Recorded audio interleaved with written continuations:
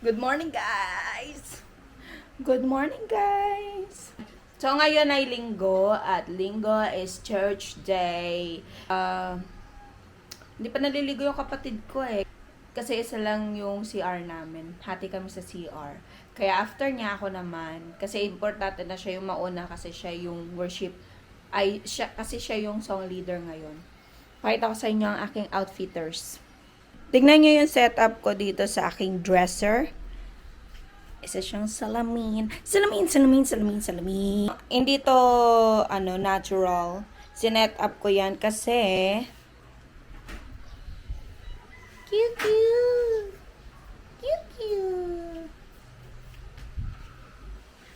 Yan, ito na siya. Nag-outfit check sa aking damitan. Sinet-up ko to kasi gusto kong mag-video, mag-TikTok video. Alam mo yung get ready with me. Pero hindi siya yung nagnanarrate. Parang video lang, sumasayaw lang sa isang song.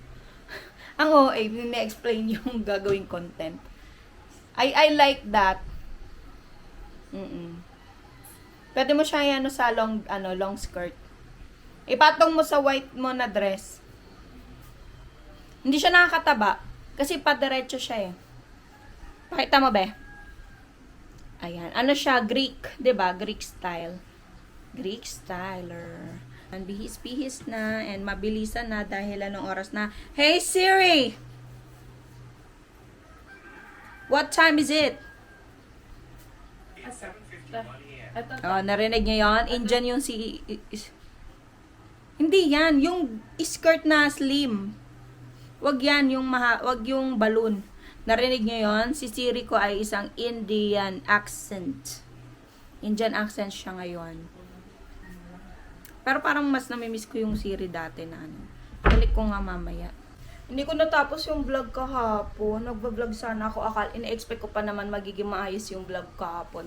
Kasi after sana ng work ay mag-gym kami. Kaso ang nangyari, ang tagal ni mamang magpa-payroll, kaya ayun.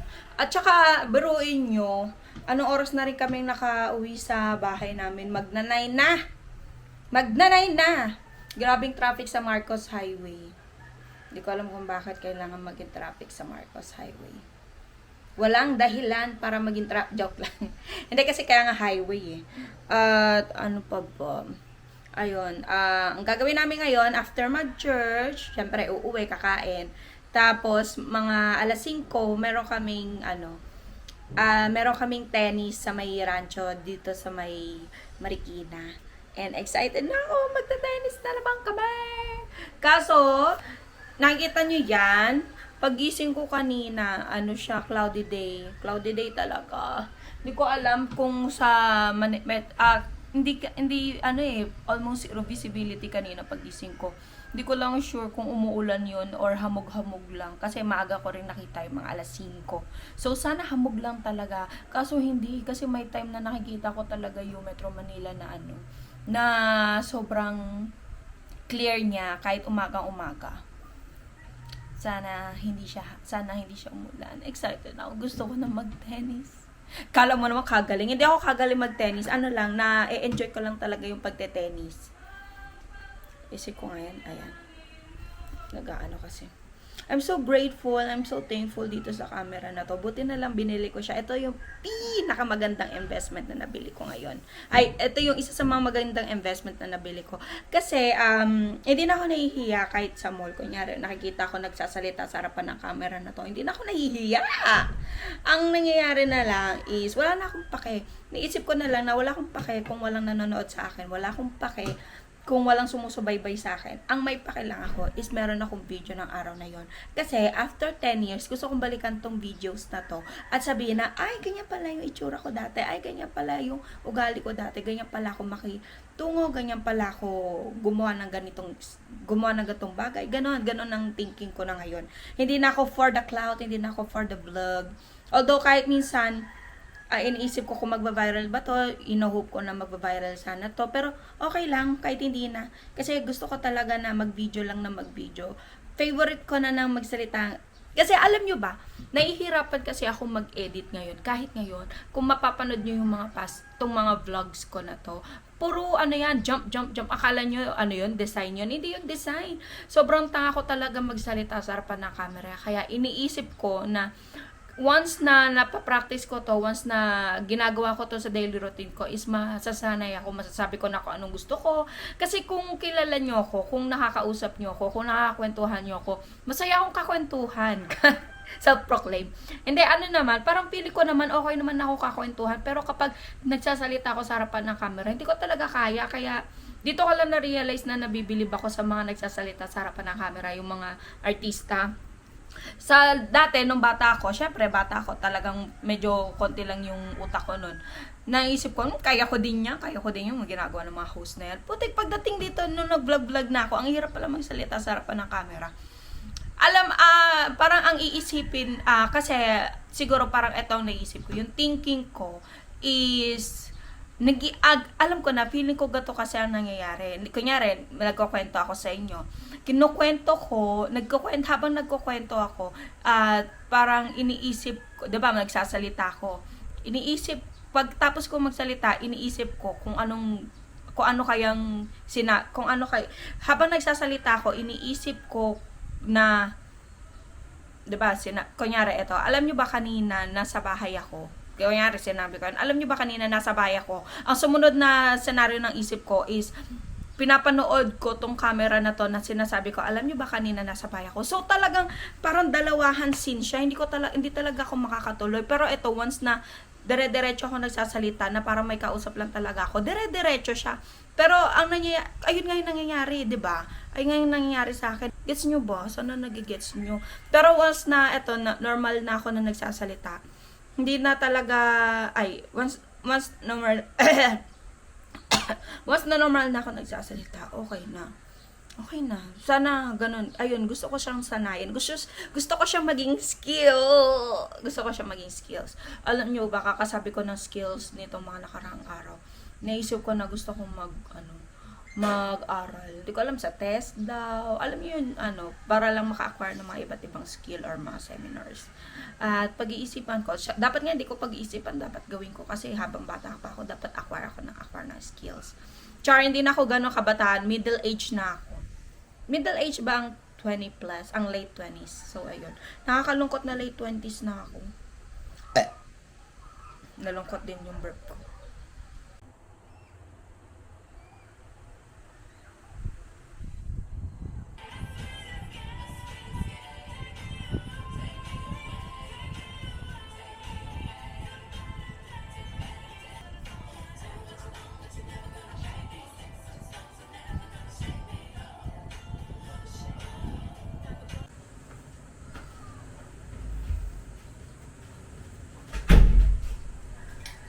Girlhood! Tapos na akong mag-film. Tapos na akong gumawa ng TikTok content. Pakita ko sa inyo. Ito. Tignan nyo kung gaano ka-messy itong lamesa ko.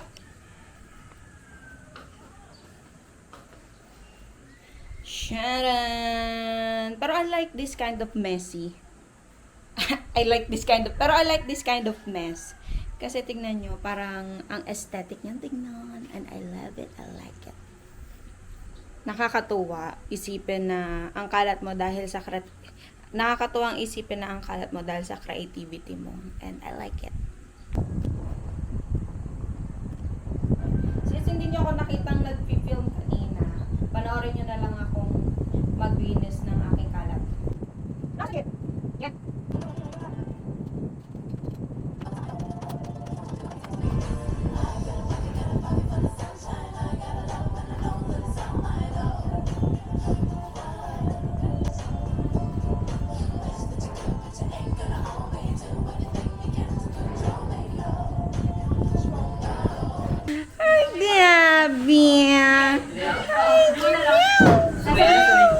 Oo. Ang ganda-ganda naman yan. Wala ko ganda oh. Ikaw, sige, bala ka. Yung pang pang vlog at Hey guys, tapos na kami magsimba at kakain lang kami dito sa Ichim. Nauna na yung aming pamangkuyin doon sa isang sasakyan. Tapos ang nagdo-drive naman dito sa amin ay ang aming Mama Ratsi. Sayang. Habang nagsisermon si Pastor, nag-edit ako ng video ko. Sorry. Pero hindi ako masyado ayun. Check nyo. Ipopost ko to mamaya sa bato ko to sa kabila. Ipopost ko to mamaya sa TikTok. Matagal na tong nasa isip ko eh. Ano ba yan? Pinalipat-lipat pa tayo. Mas mabilis dun eh. So, ayan. Moving naman na kami. At wala akong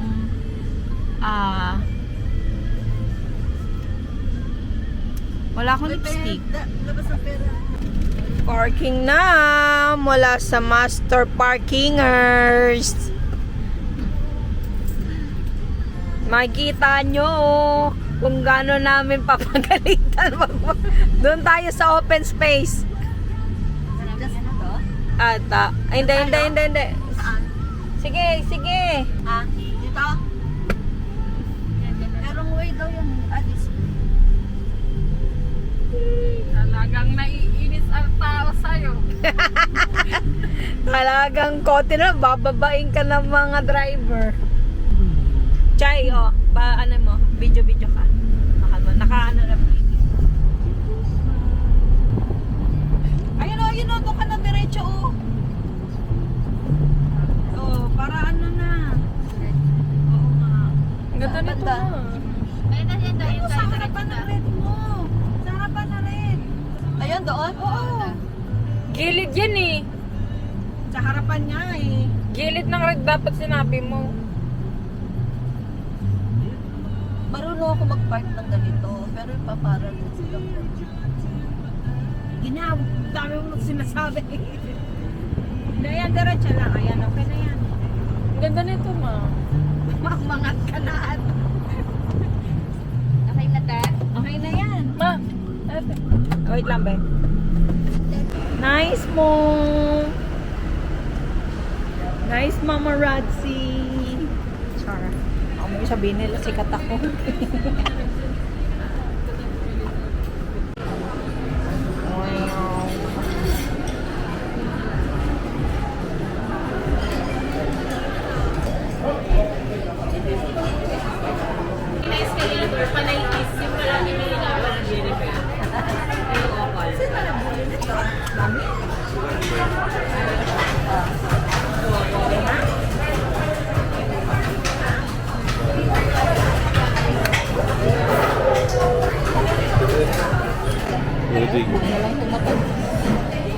Decent kid, oh. Gusto ko matikman yung brown. Kanino ka binibigay? Kami sa akin pera. Kumain ka nila. Tikman na ka biscuit. Grabe, I can. Kasi yan.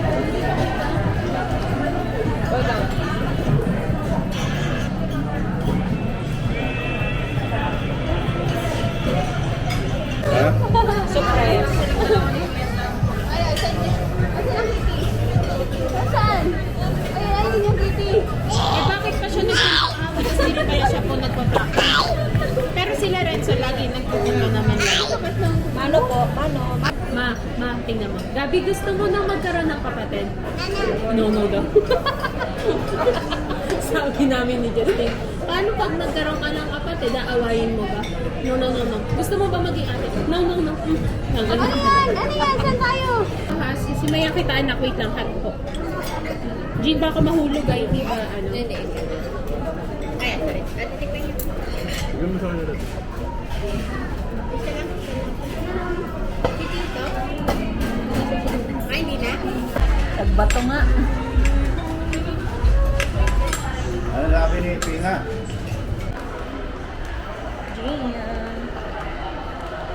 Pauwi na kami eh. Galing kami sa Celine store. Wala kami nabili kasi wala kaming pera. Galing kami Uniqlo, galing kami Plains and Prints, galing kami pen shop. Alam sasabi mo, madam. Dito tayo bumaba, di ba? Dito ba tayo nakapark? Ihi muna tayo.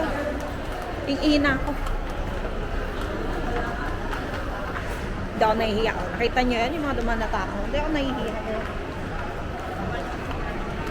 Ganun ko pa eh. Sakit sa kamay. Ihe. Ilang kami. Maglulun nga tayo ng sapatos eh.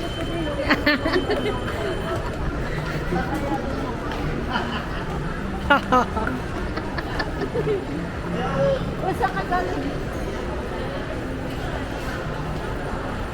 Nasa si Gabilog, yun lang ang concern namin. Charot. New Balance ang bilhin nyo. Para hindi masakit sa paa, yung parang sa akin. Uy, wag mo kami hata.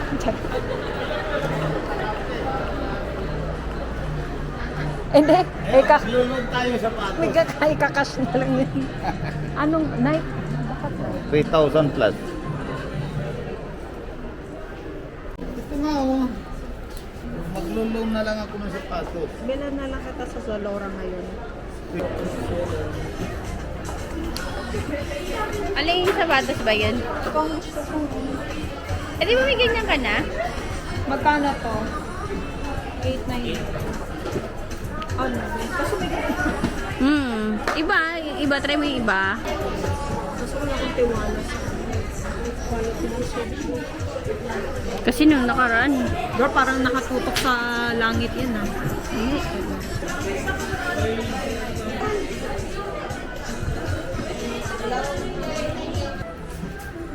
Eh, sa akin nakaharap.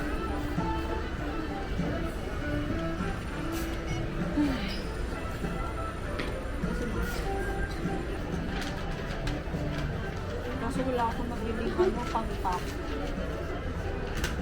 Parang brush ng makeup. Je, paano ako mamaya ha? Pa-hotspot. Hindi naman ako patay dito. Ha? So, it was raining. It's raining. Umuulan pa ba? Is it still raining? Oh, careful. Where are we going? We're going on a trip. Saan mas madaling lumabas? But, hindi, ano pumasok dito or dito? Jen, gusto malabas ka muna? Lalay ka muna. Saan kasi di na pa-atras pupunta dito? Dito ang daan, no? You know, this way. Diba, di na pupunta natin.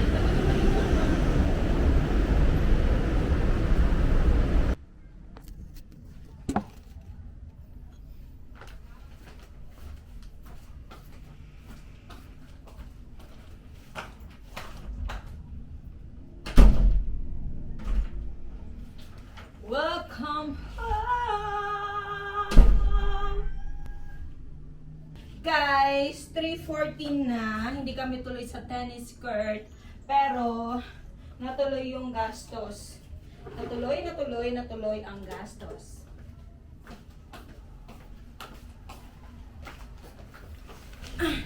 Buksan natin yung Big Tanay.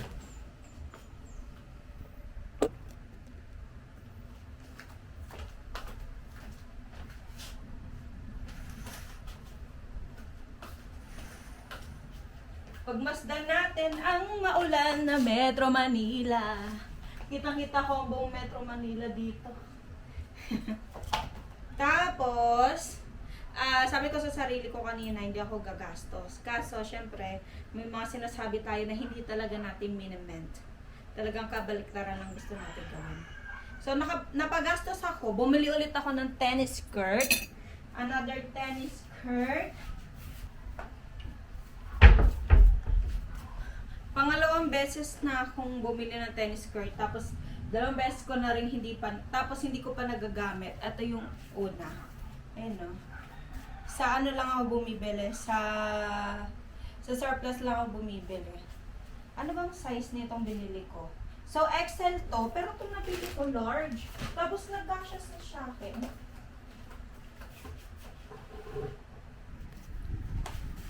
Medyo nakakatakot mag-vlog ngayon dito kasi kung paano. Parang pakulog na, paulan na, oh. Pakulog na siya. Sorry, gato yung mukha ko, ah. Paano kaya to? Hanap ako ng, ano. Nakakatakot. Nakakatakot yung ano. Oops. Whoopsie daisy. Pakita ko sa inyo. Sumupo ako sa higaan ko habang suot ko pa yung panlabas kong damit kanina. I hate it. Pakita ko muna sa inyo. Meron kayong privilege na makita mo ng aking mga binili bago ang aking mga kaibigan. Oh my goodness! Large lang yung nabili ko na skirt. Tapos ito XL. Sana hindi ako nagkamali. Pero sinukat ko kasi ito. Ito yung isa.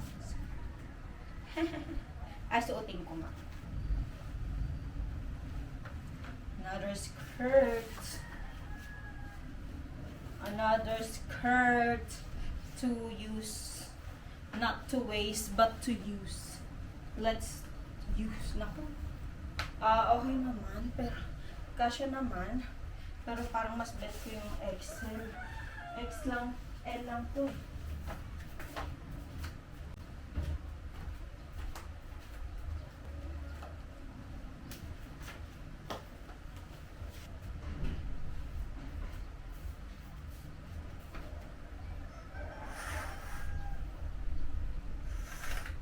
Bibihis lang ako. Wait lang, magbibihis lang ako. There! Hindi to pang gym ko. Pwede to pang gym kasi nabili ko to sa Sinja. Pero, ito, gusto ko lang ipakita sa akin mga ka-friendship sa aming GC. Tignan ko kung anong reaction nila. Kung violent reaction. Ito yung sa aking skirt. Whoop, whoop, whoop, whoop, whoop. Char. Sayang, wala times. Makulan.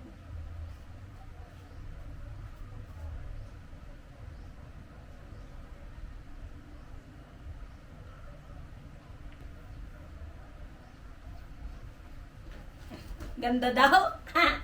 Ganda daw, sabi ng aking mga friendship. Ito naman yung isa. Baka bumili din kasi sila.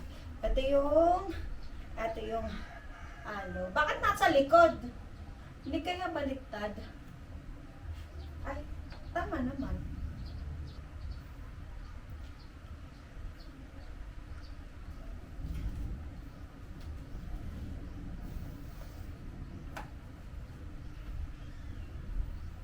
So, ito. Ito siya.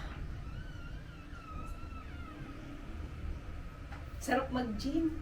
Grabe. Parang gusto kong mag-gym. Sana tumigil na yung ulan. So, guys. Pahinga muna ang ating mo. Pagod na ako.